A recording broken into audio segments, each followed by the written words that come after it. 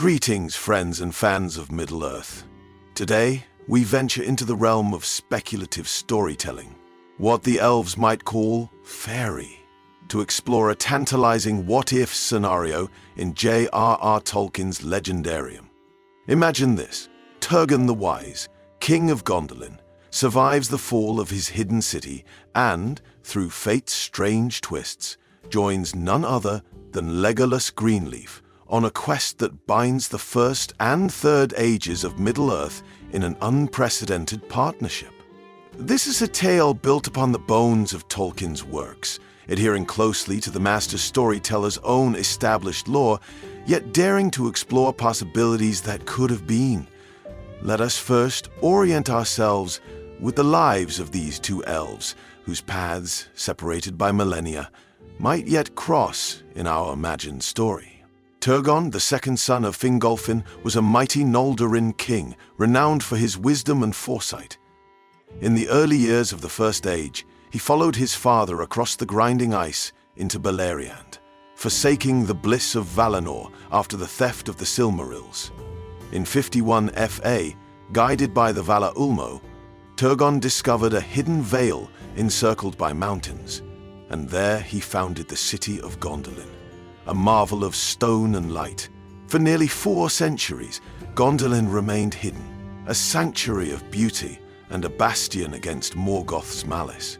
Yet in 510 of the First Age, betrayal by Maeglin led to its tragic downfall during the Nearnath Ar-Nodiad, the battle of unnumbered tears. Turgon fell as his city burned, sacrificing himself to hold back Morgoth's forces and allow his people to escape. Or so it is told. But what if Ulmo, whose counsel Turgon heeded many times, intervened one last time?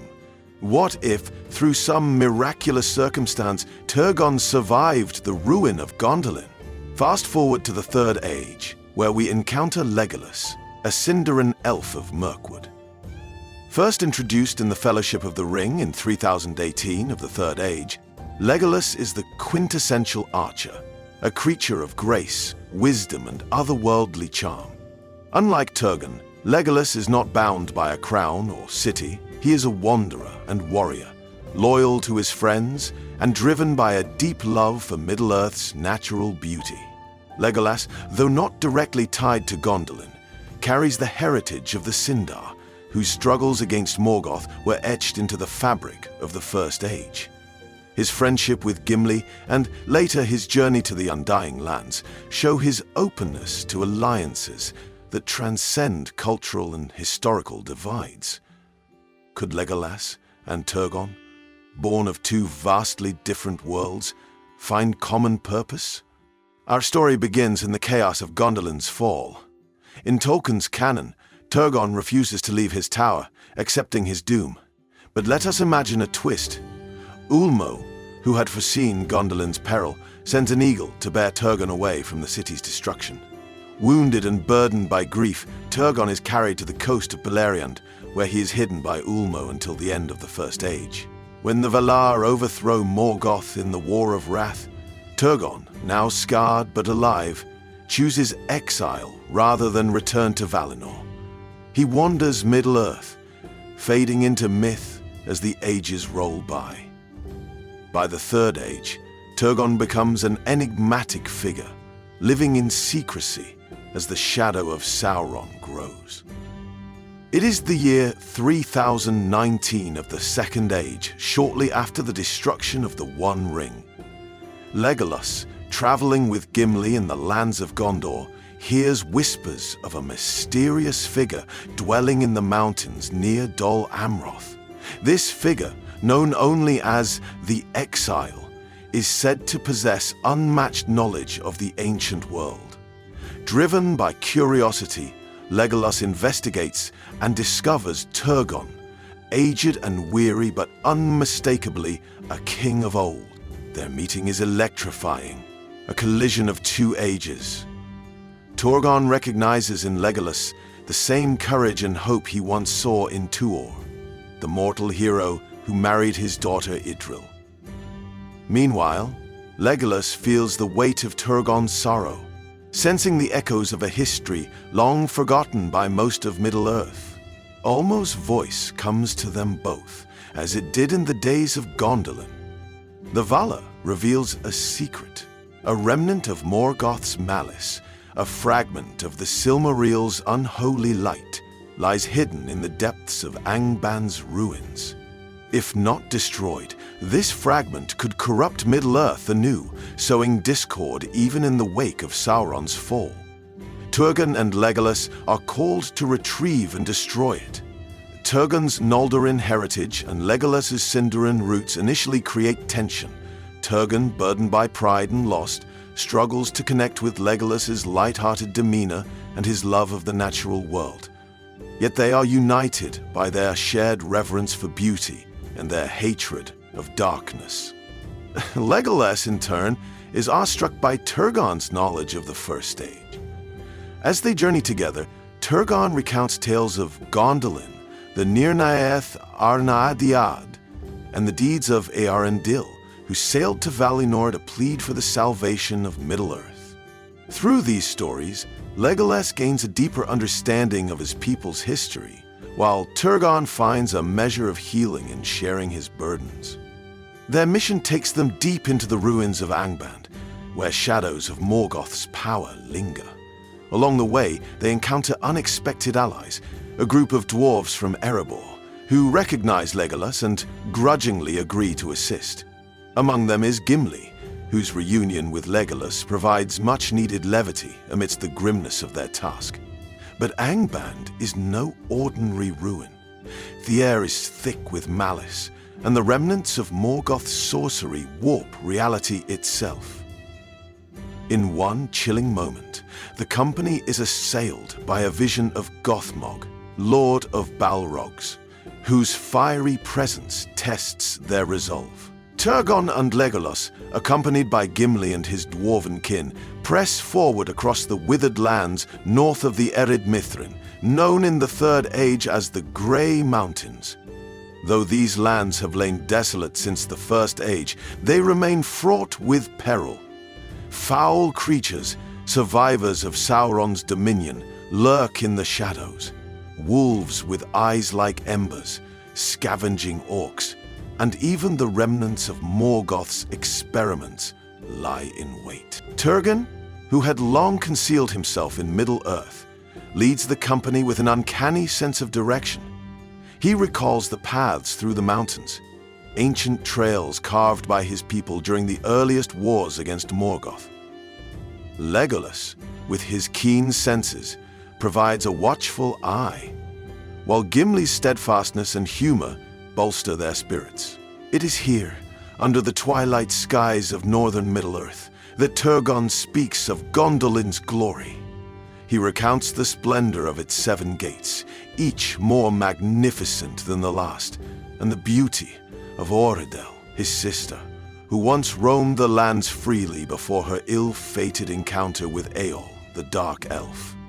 These tales stir Legolas's imagination, inspiring him to envision a time when elves stood as beacons of light in a world darkened by Morgoth's shadow.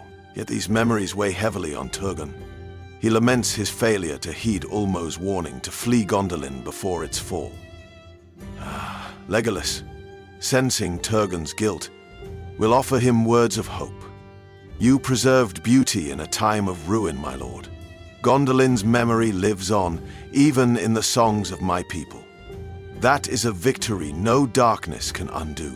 At last, the company reaches Angband, the fortress of Morgoth, now a ruin beneath the grinding stones of the Elcarax.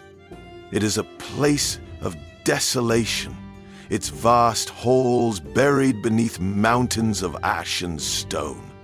Angband's gates, once crowned by the iron crown of Morgoth, lie shattered, but an unnatural darkness lingers still. Legolas shudders as he surveys the bleak landscape. Even in the blackest reaches of Mirkwood, he had never felt such malice. Turgon, however, stands resolute. He has faced this darkness before and knows its cunning. Their journey into Angband's depths is fraught with challenges. Traps laid millennia ago by Morgoth's servants still function, and the air itself seems alive with malevolence. Legolas and Gimli, drawing upon their experiences in Moria, guide the company through labyrinthine tunnels. Turgon's knowledge of Morgoth's strategies proves invaluable, as he recalls the architecture of the fortress from the days of the War of the Jewels. Deep within Angband, the company discovers the object of their quest, a fragment of the light of the Silmarils, tainted by Morgoth's touch.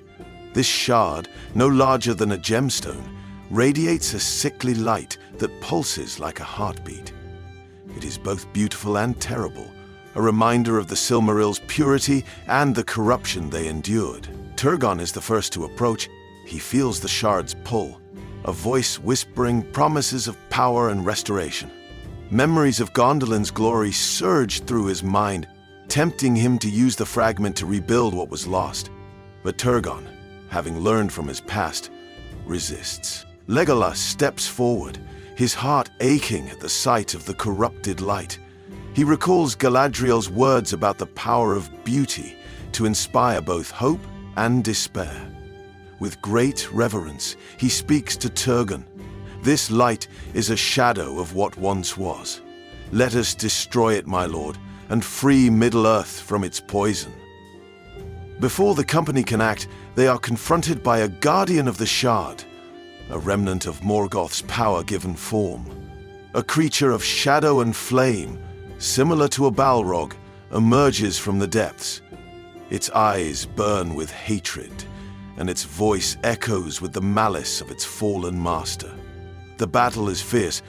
Turgon, wielding Glemdring, a blade forged in Gondolin and reclaimed from trolls in the Third Age, fights with the ferocity of a king. Legolas's arrows strike true, finding their mark even in the creature's fiery hide. Gimli, with his dwarven axe, deals heavy blows, proving once again the strength of Durin's folk. Yet the creature is no mere beast. It wields the will of Morgoth himself, striking fear into the hearts of even the boldest warriors. Turgon, recalling his oath to protect his people, refuses to falter. Summoning all his strength, he strikes a decisive blow, driving Glamdring into the creature's heart. With a final roar, the Guardian is vanquished, and the shard is left unguarded. As the company prepares to destroy the fragment, they realize its unholy light cannot be extinguished by ordinary means. It can only be unmade by the light of Eärendil's star, the Silmaril that now sails the heavens. Turgon, hearing Ulmo's voice once more, understands what must be done. The light of Gondolin must fade completely, so that Middle-earth may endure, he says, his voice heavy with sorrow. Turgon, with Legolas and Gimli by his side, raises the fragment to the sky. In that moment, Eärendil's star shines brighter than ever before, its pure light descending to consume the shard.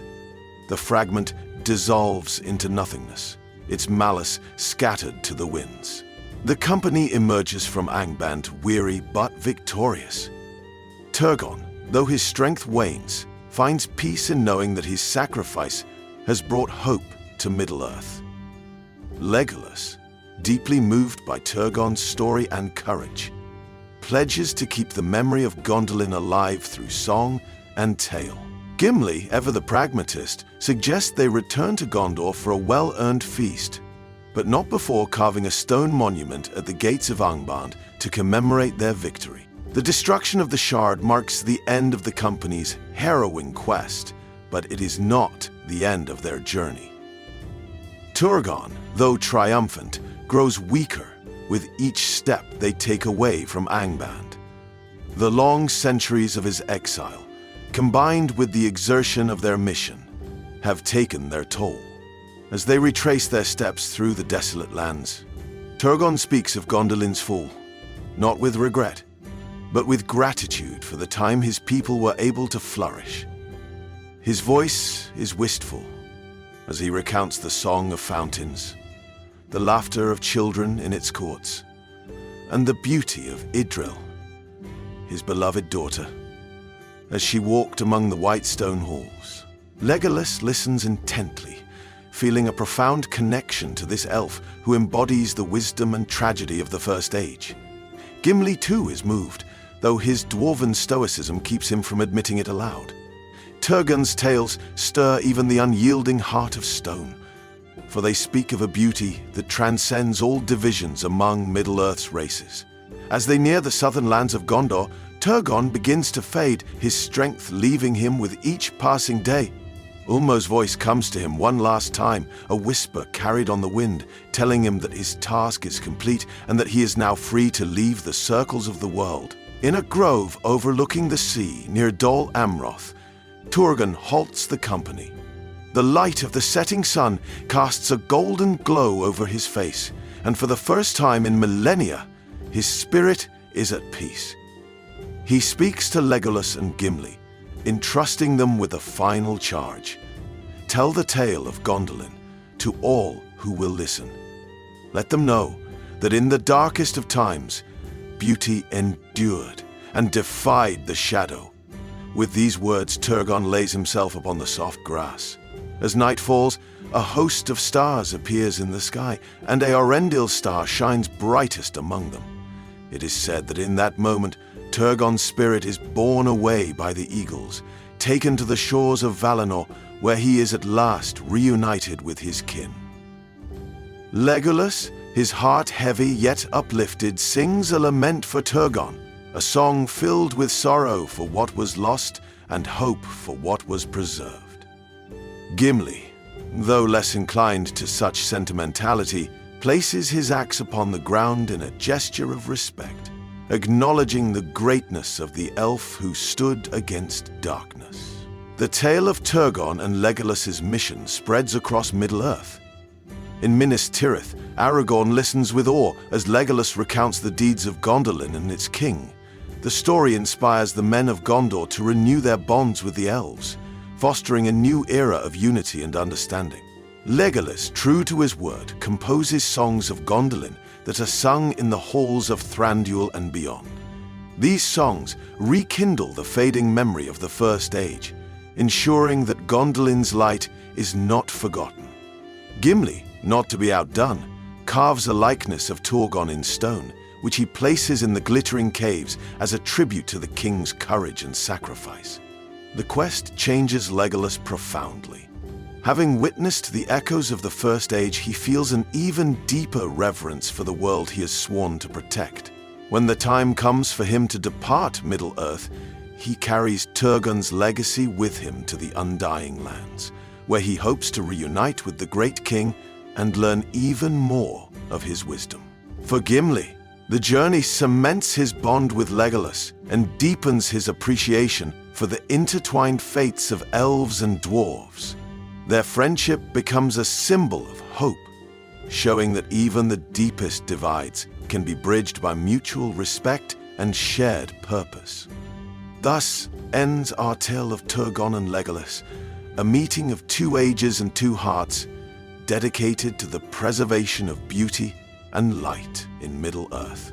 Their story, though imagined, fits seamlessly within the framework of Tolkien's legendarium, adhering to the spirit of his work while inviting us to dream of what might have been.